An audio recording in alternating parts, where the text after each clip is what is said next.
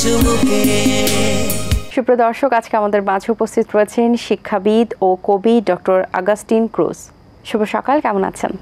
ভালো আছি, thank you. জি, শুরুতেই একটু জানতে চাই যে আপনার কর্মজীবনের শুরুটা হয়েছিল কিভাবে? 40 ইয়ার্স আমি Saint George international founder principal হিসেবে কাজ করেছি।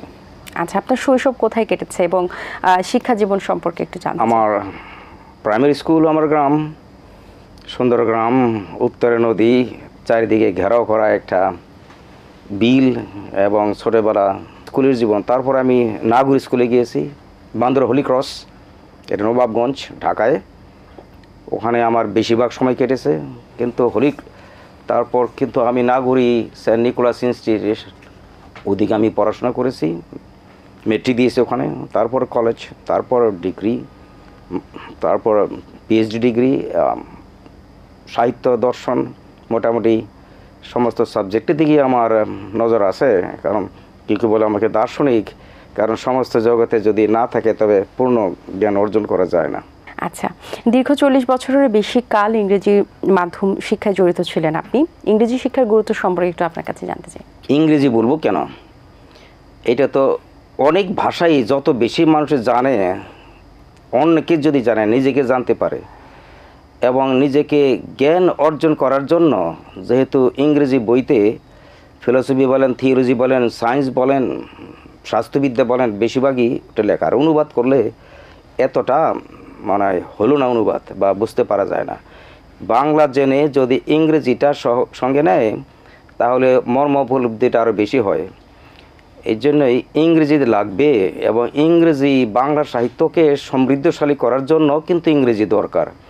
আমাদের ধরেন বঙ্কিমচন্দ্র, যারা বীজবৃক্ষ পড়েছে, যারা পড়েছে কপালকুণ্ডলা, এইগুলি সংস্কৃতি যদি তারা চর্চা না করতো, কীভাবে এই শব্দচয়ন হলো, এখন মানুষের তো গবেষণা করে না। আমাদের ইংরেজি যে শেক্সপিয়ার, আসলে সাহিত্যের গোড়াপত্যন্ত তারাই, এলিয়ট বলেন, ওয়ার্ডসওয়ার্থ বলেন, এইগুলি তো সাহিত্যের জগতে যেখানে ফ্রিকশন, এই তো রবীন্দ্রনাথের মধ্যে যে এটা প্রভাবিত হয়েছে।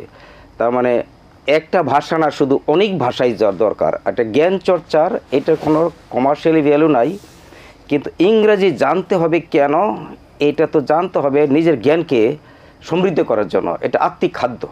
আপনি একজন কবি, ইতিমধ্যে আপনার বেশ কয়েকটি কাব্যগ্রন্থ প্রকাশিত হয়েছে। আপনার লেখা উপজীব্য সম্পর্কে দর্শকদের কিছু যদি উপজীব্য, আমি তো হুজ হু ইন্টারন্যাশনাল একটা অর্গানাইজেশন, আমাকে তারা কেন এত বড় সম্মানে দিল জানি না। শান্তিশ্রী নামে এক স্কটিশ ওম্যান, উনি লিখেছেন যে এলিয়ট, ওয়ার্ডসওয়ার্থ, শেক্সপিয়ার, তাদের নাকি আমি স্পর্শ করেছি। আমি জানি না, একটা কবিতা ওখানে দিয়েছে।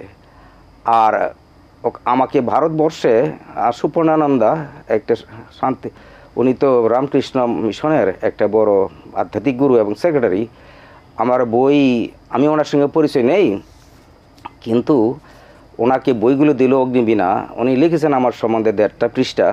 আমি নিজেকে যেন আবিষ্কার করলাম, সেখানেও দেখা যায় সেই সনাতন ধর্ম থেকে শুরু করে, দর্শন তত্ত্ব থেকে শুরু করে আমাকে যেন আবিষ্কার করলো। ওখানেও যেন আমাকে দার্শনিক কবি হিসেবেই আমি অবাক হই, কেন এটাকে বলে। ফাদার ফ্র্যাঙ্ক নটেডিম, আমি ওখানে পড়াশোনা করেছি, ইউনিভার্সিটি টিচার, উনি প্রফেসর, স্কলার। ওনা আমার বাসায় আসতেন, একটা সম্পর্ক হলো, একটা বই দিলাম, আমাকে লিখেন কিছু, আমার বইয়ে কিছু লিখলেন, সেখানেও এই কথা। আর ভারতবর্ষে 5-7টা আমি রিওয়ার্ড পেয়েছি, অগ্নিবীণাও ছিল, বাংলাদেশও পেয়েছি, এবং তারা আমাকে খুঁজে পেয়েছে। ভারতবর্ষে আমি অনেক জায়গায় গিয়েছি, আমি বললাম আপনারা কেন আমাকে দেখেন, আপনার সম্বন্ধে নিয়েছি, জেনেছি। তো ওখানে শীর্ষেন্দু আমাকে সমাদর করেছে, অনেক কিছু বলেছে, সতীনাথও বলেছে, বিখ্যাত কবি এসছে ওখানে।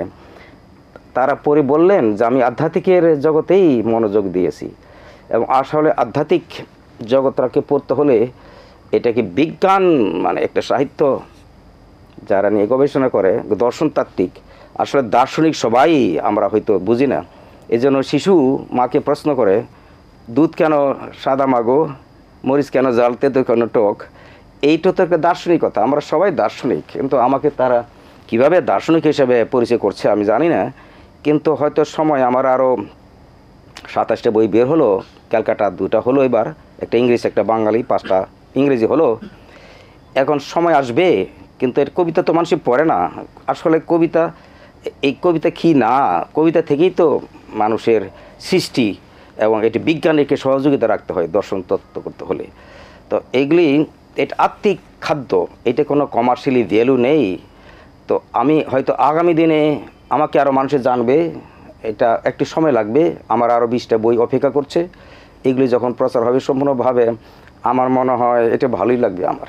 আপনাকে তো দার্শনিক কবি বলা হয়, সেই সাথে ব্যতিক্রমী দার্শনিক কবি বলা হয়, সেটার পেছনে মূল কারণ? ব্যতিক্রমী ধর্মী আমি বুঝি না এটা কেন বলে, সবাই তো ব্যতিক্রমী। কিন্তু যেমন রবীন্দ্রনাথের একটা বিসর্জন নাটক আছে, সেখানে কি বলে, এটা কি রঘুনাথ, তার রাজসিংহ বলে, কে বলে পাপ হত্যা, মানে সমস্ত জগতে চলছে, তাকে অনুপ্রেরণা দিয়ে হত্যা করার জন্য। আসলে পাপ পুণ্য কী জিনিস, এটা যে 2-2-4 লেখে, সেও যা করেছে 5 লিখেছে, ওটার কিছু বেশি কিছু আশা করি না। কিন্তু এই যে ওখানে বলে বাঘ্র হরিণকে খায়, সমস্ত জগৎ জুড়েই শুধু হত্যা, তো পাপটা কি? আমি একটা কবিতা লিখেছি, এটা হলো গেট অফ হেভেন। আমি নিউ ইয়র্ক থেকে গেছি স্টেডিয়ামে, মনে পড়লো একটা মেঘের মতো সিঁড়ি হলো, ভাবছি একটা কিছু লিখি, এয়ারপোর্টে গিয়ে বসলাম, ইমিডিয়েটলি কলম ধরলাম। এক ভক্ত ভোরের আগে ভাবছে আমি স্বর্গে দিয়ে যাবো, চাঁদেই গেল, বুড়ির সঙ্গে কথা হলো, এটা কি করো? সুতা বুড়ি, কার জন্য? নাতি নাতির জন্য। তো হাই যাচ্ছ, স্বর্গে যাচ্ছি ঈশ্বর দেখতে। তারপরে যাবার সময় দেখা করে যে গেল এখানে অন্ধকার জগতে। কবিও ভাবছে এটা একটা ব্ল্যাক হোল, আলো সহ ধরে ফেলে, এটা মানে গ্র্যাভিটেশন ফোর্স ওটা বেশি, ওটা কোনো বস্তু চারিদিকে থাকতে পারে না, মিলিয়ন মিলিয়ন লাইটের দূরে। ওখানে নাই, আরেক জায়গায় শুধু মরুভূমি, ওখানেই কিছু নাই, শুধু নদী নাই, পাহাড় নাই, সাগর নাই, ফোয়ারা নাই। আরেক জায়গায় গেল, ওখান থেকে গেল, সেখানে শুধু আলোর জগৎ, আলো নাকি বাক্য নাকি ঈশ্বর। এখানে গেট অফ হেভেন লেখা আছে, বলে ওয়েলকাম ওয়েলকাম, বলে গেট অফ কোনো লেখা, কিন্তু দারোয়ান নাই। I am waiting for you, why? Because I am waiting for, I created you. তো আমার তো সেই যোগ্যতা না, আমি reached one, unworthy. No no, gate of heaven no condition, uncondition, gate of heaven is open for all. এখানে পাপ কি পুণ্য কি, কবি ভাবছে যে ঈশ্বর অনেক দয়াশীল এবং ক্ষমাশীল, যে ক্ষমা শিক্ষা দেয় সে তো সাহায্য করবেই, ক্ষমা আমাকে স্বর্গে নিবেই। তো এই যে পাপ পুণ্য সম্বন্ধে আমি যদি বলি এই পাপ সেই পাপ হলো, আমি একটা গাছের আম আর গাছ কোনো তফাৎ নেই, শাখা। তবে আমি ঈশ্বরের মধ্যে, সেই কথায় একটা যেন মনে হলো সেন্ট অগস্টিনের একটা কথা আছে, O Lord my God, how can I contain thee, he who has made heaven and earth, should I not rather say I could not exist unless I were in thee, from whom are all things, by whom are all things, in whom are all things. দেখবেন আমি ঈশ্বর যেন কোনো তফাৎ নেই, একটা গাছ তার আম, what is the difference between mango and the tree? তো আমি সৃষ্টি, আলো বাতাস সব কিছুই একটা uniquely one, interconnected, interacting, and এটাকে বহিঃপ্রকাশ হচ্ছে সৃষ্টি, ঈশ্বরের প্রতিছবি এবং প্রতিবিম্ব। এই ভাবনাটার মধ্যে যদি আমি যাই, তো আমিও তার মধ্যে একজন। এইটা একটা কঠিন বস্তু বটে, কিন্তু এখানে মানুষের স্বাধীন ইচ্ছা দিয়েছে, এবং সেই স্বাধীন ইচ্ছাটা আসলে আছে কি না। যেমন যেমন ঈশ্বরকে, যেমন equal to MC square relativity theory, এটা আইনস্টাইন, এটা খুব মানুষে কম বোঝে। 1 কিলো কয়লা যদি আপনি পোড়ান, 1 চামচ ছাই হবে, আরগুলো চলে গেল আলো হয়ে। আলোকে ধরে আনেন আর কয়লাটা মাপ দেন, একই জিনিস। অথচ আলোকে অস্বীকার করা যায় না, এটা প্রোটন, মাসলেস। সো গড ইজ মাসলেস বা ইমপার্সোনাল, বস্তু মানে একটা ব্যক্তি বিশেষের না, ঈশ্বরকে আমি ব্যাখ্যা করতে পারি না। এই জন্য ডান্টে একটা কবি ছিল, দার্শনিক, O eternal light, you know only you. কোনো দার্শনিক ঈশ্বরকে ব্যাখ্যা করতে পারে নাই, দর্শন বলে, ফিলসফি বলেন। আর সৃষ্টির অরিজিন কী, ঈশ্বর অরিজিন কী, পাপ কী, পুণ্য কী। তবে ওই যে বললো I am waiting for you, এই যে কম্বেটিভ লাইফ, জীবন দর্শন এত বেশি নিষ্ঠুর, যেন শুধু মারামারি কাটাকাটি যুদ্ধ ছাড়া পৃথিবী নাই। তো এই জিনিসটা ভাবলে আপনিও ভাবেন, আমি ভাবি, সবাই ভাবি, এখানে আর কি ব্যতিক্রমে আছে। কিন্তু কেউ প্রকাশ করে, কেউ পড়ে না। কিন্তু গভীরভাবে আধ্যাত্মিক জগতে যেতে হলে এই ভাবনা যেতে হবে। আচ্ছা, জীবনকে আপনি কিভাবে দেখেন, এখন আপনার সময় কিভাবে কাটছে?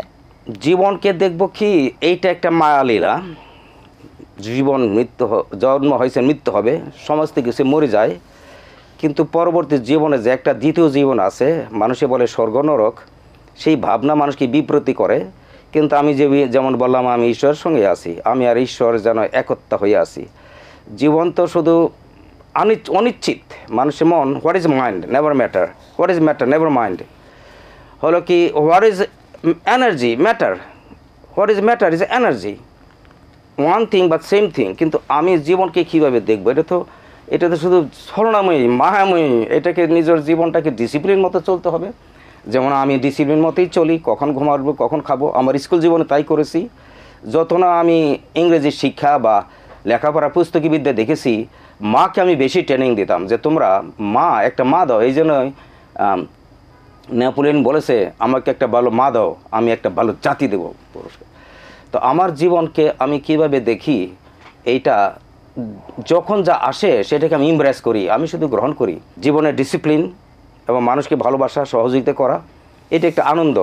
এবং মানুষ আমাকে ব্যথা দিবে, এটাই কিন্তু মেনে যেতে হবে। এক গালে চড় দিলে আরেক গাল দিতে হবে, কিন্তু আমি যদি আরেকটা দিতে যাই আরেকটা খাওয়ার সম্ভাবনা আছে, এই জন্য পালাই যাওয়াটাই ভালো।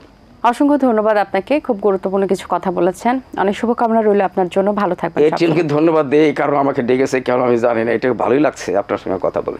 দর্শক, আশা করছি আজকের আয়োজন আপনাদের ভালো লেগেছে। আজ এই পর্যন্তই। আপনাদের সঙ্গে দেখা হবে আগামী পর্বে নতুন কারোর সঙ্গে। সেই পর্যন্ত ভালো থাকুন, সুস্থ থাকুন এবং এটিএন বাংলার সাথেই থাকুন। আল্লাহ হাফেজ। দিন আসে দিন যায়, সময়টা চলে যায়, তবু আছি এই বেশ ভালো। জীবনটা রঙময়, যেভাবেই হওয়া চাই, নয় কভু সাদা কালো। এই আশাতে স্বপ্ন ভাসে, সুখ হাসে চোখে মুখে, চায়ের চুমুকে, চায়ের চুমুকে।